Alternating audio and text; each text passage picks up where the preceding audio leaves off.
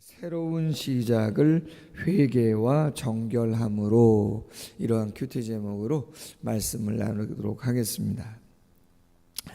계속되어지는 장소는 여리고 맞은편입니다. 요단강을 바로 앞에 두고 그곳에서 이스라엘 백성들이 출애굽하고 40여 년, 가데스바 무리아 물에서 불평하고 나서 38년, 이제 다 시간을 보내고 이제 조금 있으면 가나안 땅 요단강 건너 나아가야 되는 상황입니다. 거기에서 되어진 일들이 계속해서 이어지고 있습니다. 도착했을 때 제일 중요한 큰 일이 무엇이었습니까? 두 번째 인구를 조사하는 것이었습니다.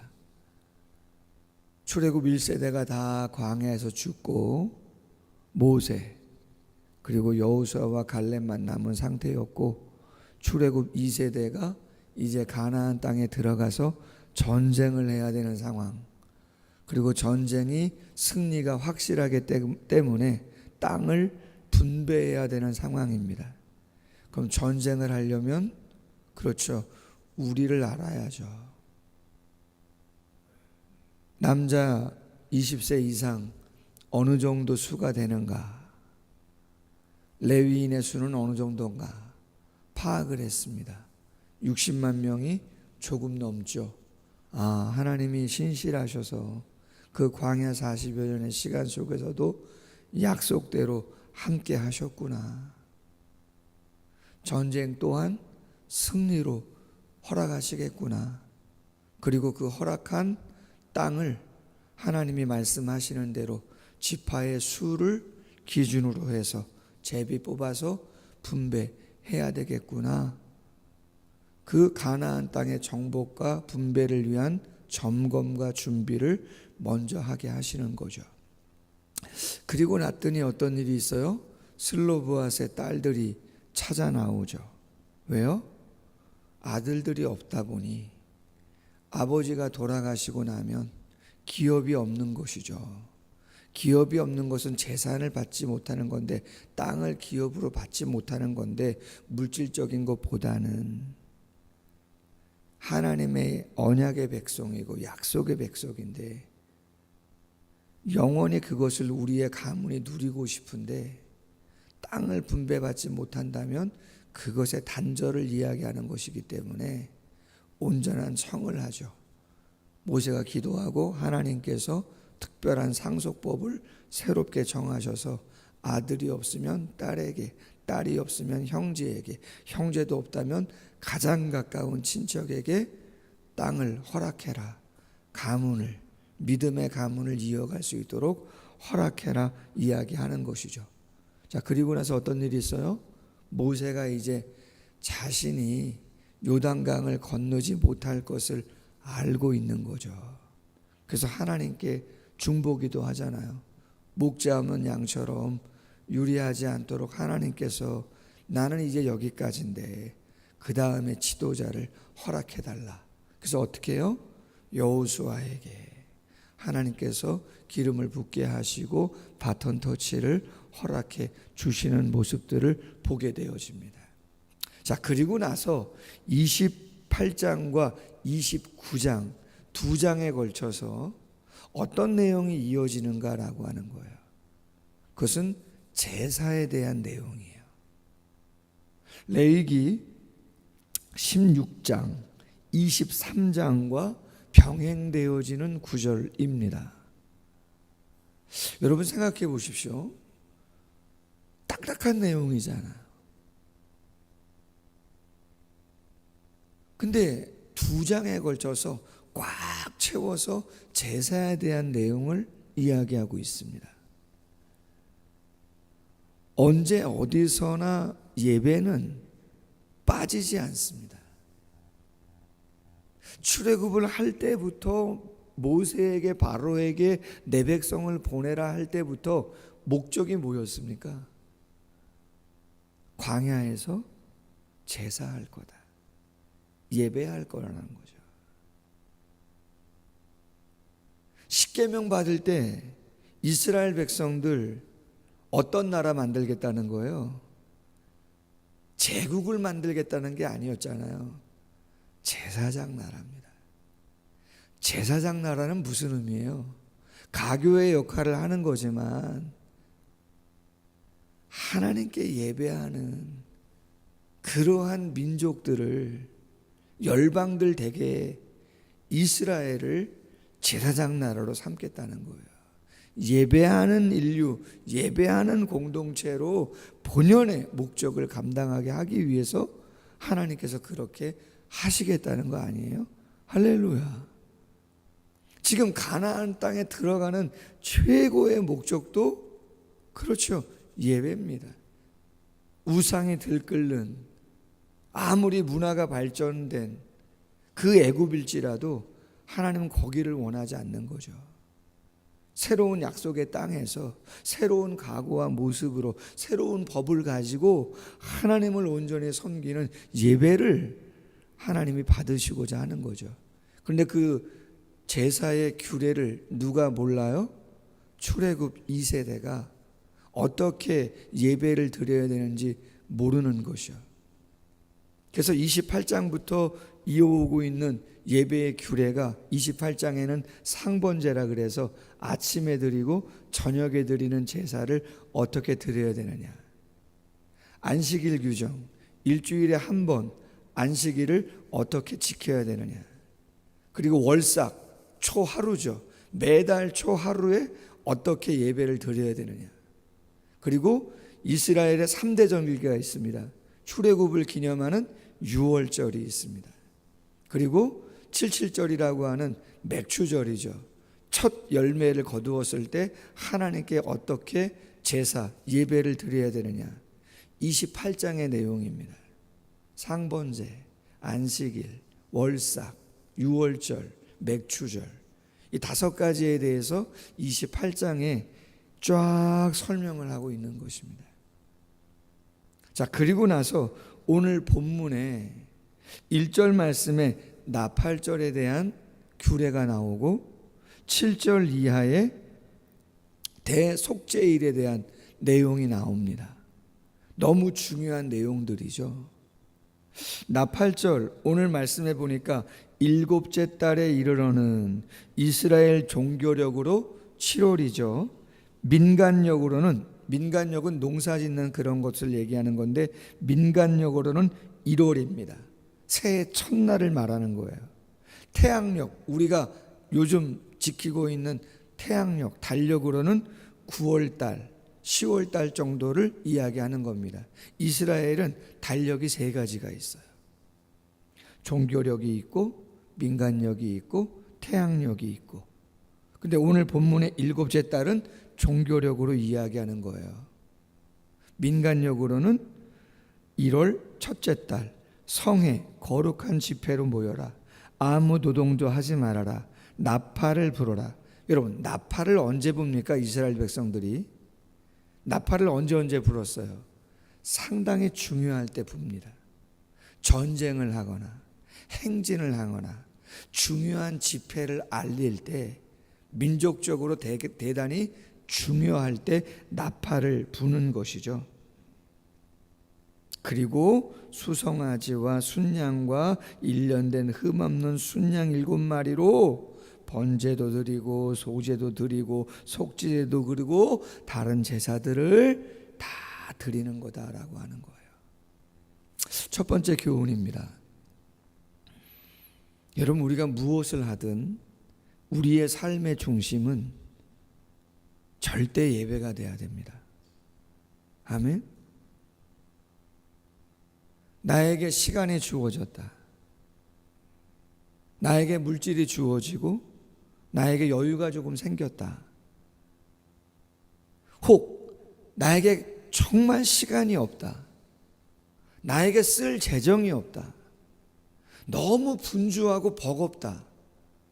1순위는 예배해야 됩니다. 신자와 교회의 가장 중요한 것은 예배예요. 그 예배를 빼면 존재의 의미를 잃어버리는 것입니다. 아무리 여유가 있어도, 아무리 풍요로워도, 아무리 많은 일을 하는 것 같아도 예배가 없는 삶은 남는 게 없는 삶이라고 보시면 정확합니다. 내 영혼은 피폐해집니다. 내 삶이 흔들립니다. 많은 것을 하고 나서도 내가 뭘 했는가 그런 생각 들게 되어집니다. 나의 신앙을 붙잡는 것은 예배예요. 절대 여러분 예배가 1순위고 예배가 삶의 중심이 되게 하세요. 성경은 그것을 끊임없이 강조합니다.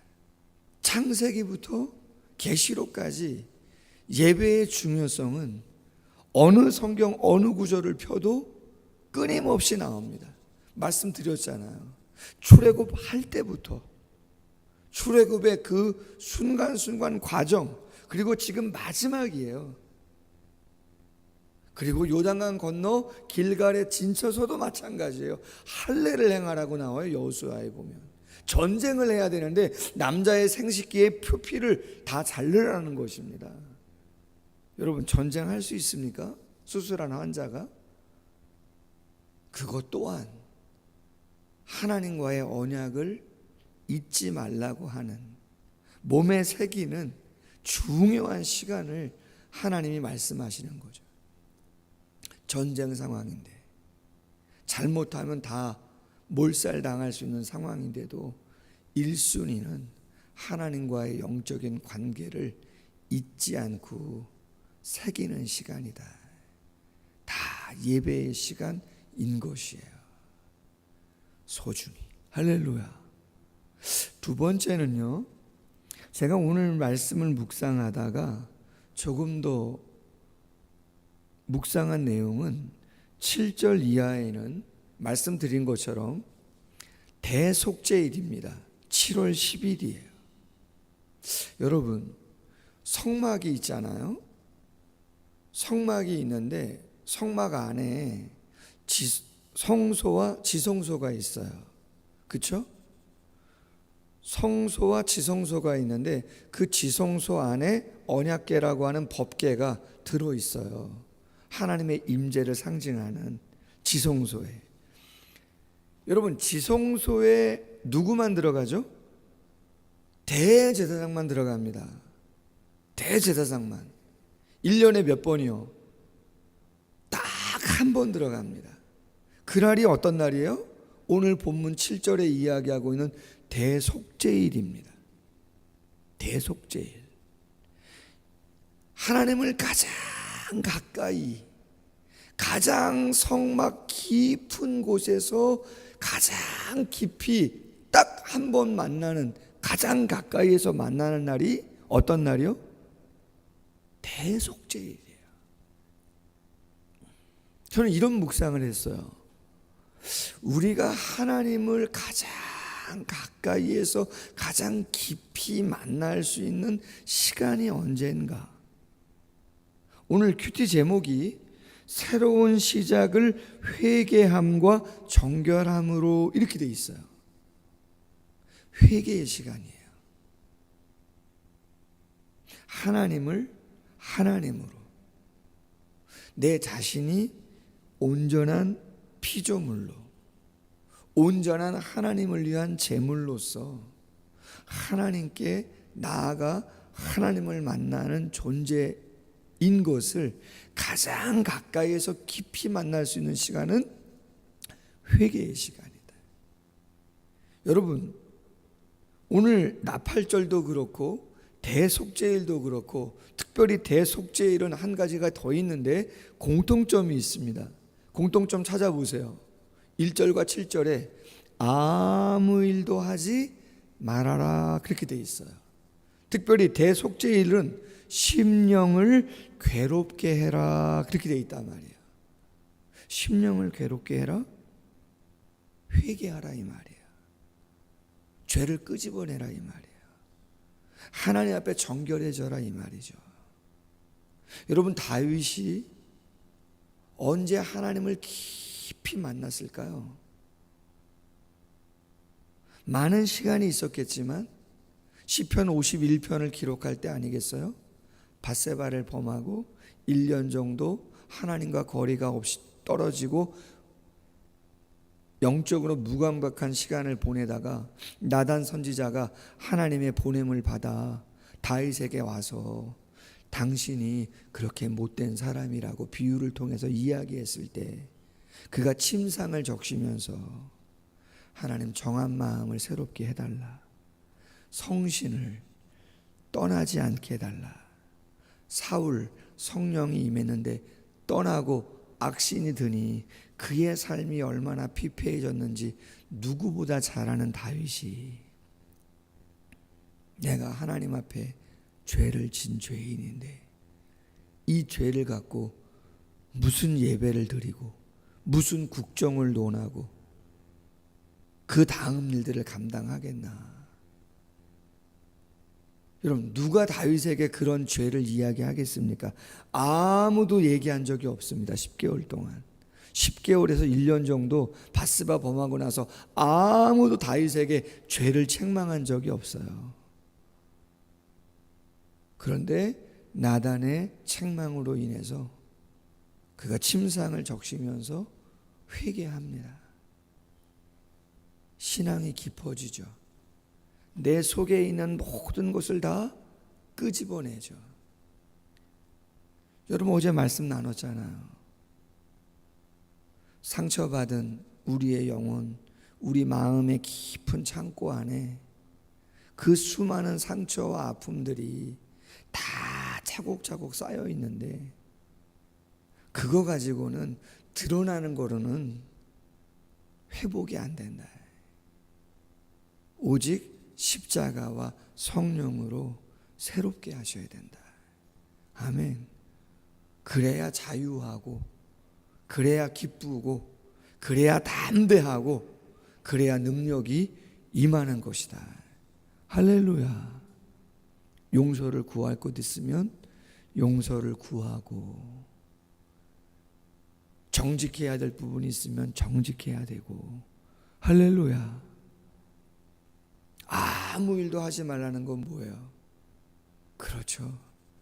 내가 노력하고 뭐해서 되어지는 게 아니고 절대적인 주권을 하나님께 위탁하고 맡기는 거예요. 시간이 조금 갔지만 한 가지 더, 이거는 설교 준비 원고 안에 없는 거예요. 오늘 기도하다가 하나님께서 주신 내용이에요. 뭐냐면 나팔절도 그렇고 대속죄일도 그렇고 그 전에 모든 제사들도 그렇고요. 제사에는 뭐가 있어요? 예물이 있잖아요. 예물이요. 소도 양도 흠없는 어린 양도 모도 곡식가루도 다 드려요. 여러분, 예배에 예물이 없는 예배가 있나요? 제사가 있어요? 그거 없어요. 여러분, 하나님이 뭐 그냥 생고기 좀 드시고 싶은 거예요? 예? 등심 드시고 싶은 거예요? 그런 거 아니죠? 그럼 하나님이 왜 그렇게 예물을 계속해서 드리라 하시나? 제사 때 그냥 와서 찬송하고 기도하고 말씀 나누고 끝내지 굳이 예물을 하나님이 왜 그렇게 원하시나? 저에게 주신 말씀이었어요. 깨달음은 뭐냐? 인생은 우리 거 아니라는 거죠. 우리의 존재 목적은 나를 위한 것이 아니라 하나님을 위한 드림이에요. 묘한 겁니다. 오묘한 겁니다. 드릴 때 기쁘고, 드릴 때 감사가 있고, 드릴 때 하나님이 영광을 받으시고 그 중심 보시고 축복하신다는 거예요. 아멘. 이 녀석 봐라, 제대로 알고 있네.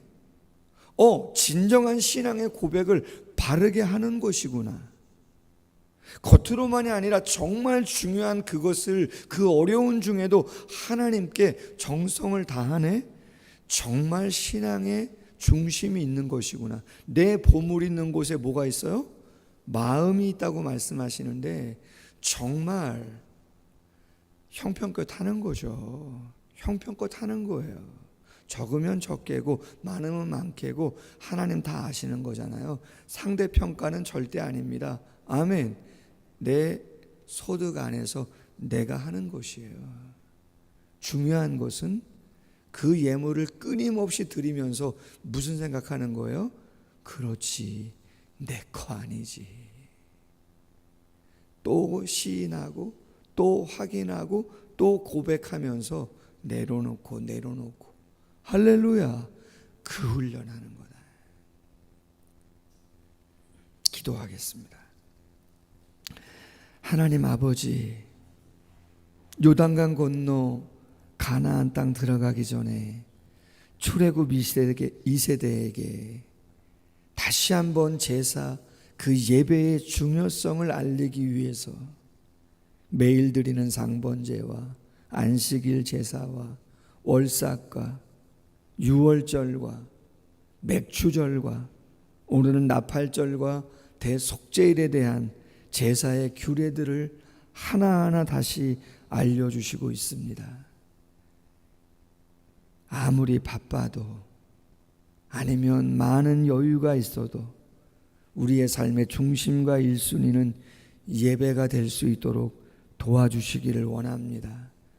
하나님과의 영적인 관계가 가장 중요한 것임을, 공예배가, 삶의 예배가 얼마나 중요한 것인가를 잊지 않는 모두가 될 수 있도록 도와주시기를 원합니다.